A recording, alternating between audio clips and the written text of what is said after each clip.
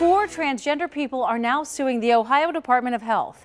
The American Civil Liberties Union, which represents them, announced this today. Now, the plaintiffs want their birth certificate to match their gender identity, something they can't legally change. 9 on Your Side's Kristen Swilley spoke to the people on both sides of this issue. Kristen. Yeah, good evening, Tanya. Callie Wright's wife is currently getting her birth certificate changed in Kentucky. Wright, a native Ohioan, wants that option too, but not everyone's on board.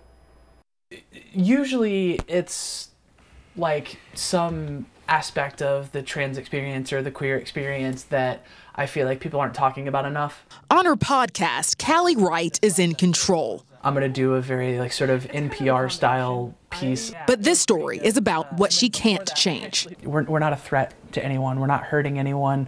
We're just trying to live our lives. Ohio is one of 3 states in the country that doesn't let trans people alter their birth certificate to match their gender identity. I've put off getting a passport because there's extra paperwork that you need to do, an extra process that you need to do because you have to give them your driver's license and your birth certificate. Aaron Baer, president of Citizens for Community Values, says this lawsuit is wasting taxpayer money.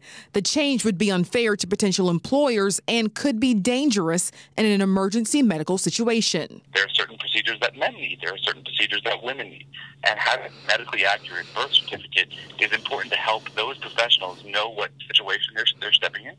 Wright says medical records should clear that up, but says this is bigger than paperwork. Having the government recognize you as the person that you are, I think a lot of people can underestimate the psychological impact that can have. Now, the state of Ohio does allow trans people to alter the gender on their driver's licenses, something Wright has already done.